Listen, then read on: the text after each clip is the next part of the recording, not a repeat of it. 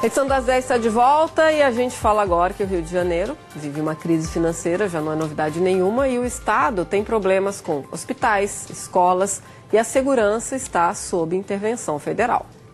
E agora a Globo News teve acesso com exclusividade a um ofício encaminhado pelo governador Luiz Fernando Pezão ao juiz federal Marcelo Bretas, que pede a liberação de mais de R$1,5 milhão para reformar o Palácio Laranjeiras, que é a residência oficial do governador. O documento é de 28 de fevereiro deste ano. O governador Luiz Fernando Pezão pede ao juiz Marcelo Bretas a liberação de uma parte do dinheiro recuperado na Operação Calicut e em outros desdobramentos da Lava Jato no Rio. O valor, R$1.537.000, seria para reformar o alojamento dos policiais militares que fazem a segurança do Palácio Laranjeiras, a residência oficial do governador. Segundo Pezão, a falta de manutenção deixou o local em condições insalubres, o que impede que os PMs passem a noite fazendo a segurança do local. O governador anexou ao pedido um ofício do subsecretário militar da Casa Civil. O subsecretário diz que seria necessário o pernoite de 30 militares no palácio, todos os dias, mas que as condições precárias dos alojamentos só permitem que 5 militares façam a segurança à noite. O documento também traz fotos dos alojamentos. São registros de infiltrações, vazamento nas torneiras da cozinha e filtro de água sem manutenção. Instalações elétricas em péssimas condições, além de ventilador e ar-condicionado quebrados. Banheiros em situação crítica e portas sem fechadura. Imagens que em nada lembram o luxo e a pompa de um palácio erguido no início do século XX. O Palácio Laranjeiras foi construído pelo milionário Eduardo Guinle. Depois da morte do empresário, o imóvel foi vendido ao governo federal na década de 40. Virou então um local para receber visitantes ilustres, como presidentes de outros países, músicos internacionais e até o Papa João Paulo II.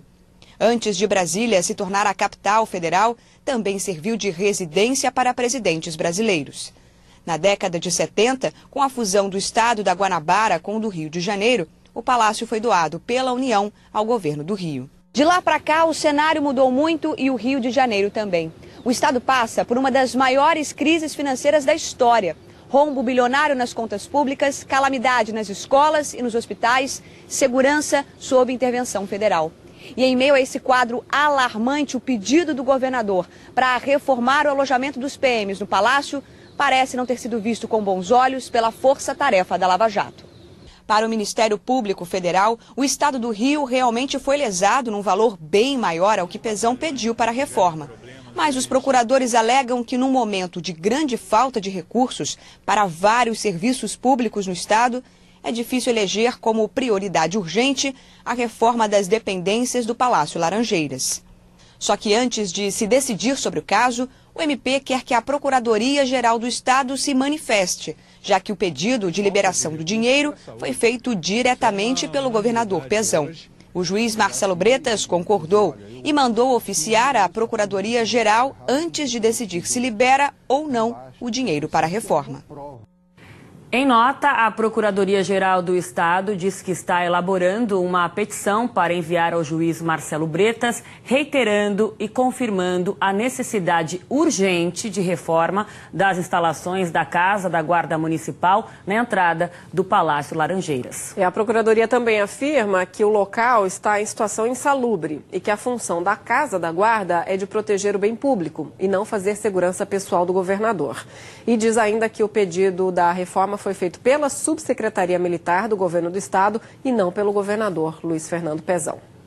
E como a gente acabou de ver na reportagem, esse dinheiro para a reforma no Palácio Laranjeiras ainda não foi liberado. Mas sempre fica aquela pergunta, Raquel, o que será prioridade para um Estado que passa por tantas dificuldades? Pois é, não são poucas. A gente conversa agora com a Narayana Borges, ela está ao lado de um advogado, especialista em direito administrativo.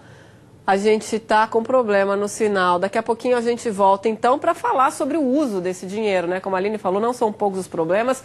Várias áreas, para não dizer todos os setores do Rio de Janeiro, né? Da vida das pessoas está comprometida. E aí, esse dinheiro, então, que vai ser voltado agora para a reforma lá no Palácio Laranjeiras, daqui a pouquinho. Será que essa reforma é tão urgente assim, quando falta remédio nos hospitais?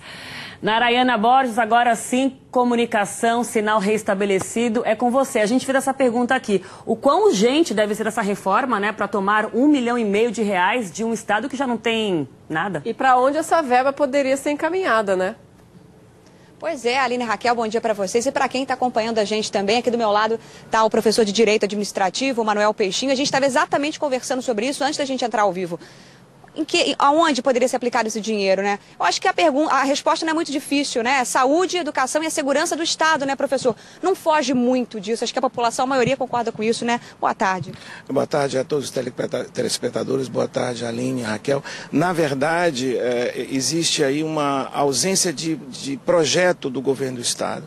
Esses recursos deveriam ser empregados em áreas estratégicas do Estado, como, por exemplo, pesquisa. A FAPERJ está abandonada, sem recursos, a área de saúde, de segurança pública.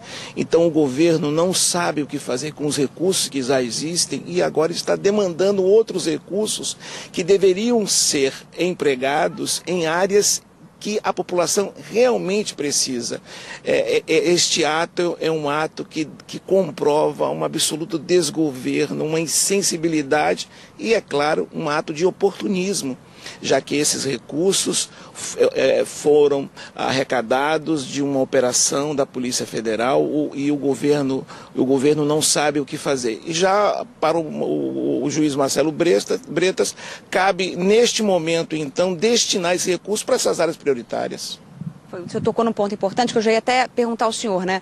Então, o MP pediu um posicionamento da Procuradoria, que está exatamente terminando o documento, a resposta para entregar, o juiz aceitou. E qual o senhor acha que é a tendência, ele liberar esse dinheiro para a reforma desses alojamentos? Que, claro, a gente sabe que os policiais precisam ter estrutura, mas será que a tendência é exatamente liberar esse dinheiro para essa reforma? Ninguém nega que há necessidade de reformar esses dormitórios para os policiais. O problema não é esse. O problema é que nós estamos vivendo um momento de intervenção federal, de um estado de calamidade financeira e há outras áreas prioritárias. Então, na minha opinião, a tendência do magistrado é destinar para áreas emergenciais. E, é claro, há uma diferença básica, significativa, entre serviço público secundário e primário. Nós temos maiores necessidades e prioridades. Eu entendo que a população se sente afrontada, humilhada e o governo desacreditado. Por uma razão muito simples, o governo não sabe o que fazer com os recursos que tem e quanto mais com os recursos que ele quer receber. Então, me parece que o governo do Estado do Rio de Janeiro deveria repensar o seu posicionamento e o Ministério Público deveria ser contrário efetivamente a essa destinação que me parece que é uma destinação oportunista e sem qualquer propósito. Muito obrigada pela sua participação, viu, professor? Pois é, né, Aline Raquel, é um momento muito delicado do Estado, né? Será que exatamente esse é o momento para reformar isso?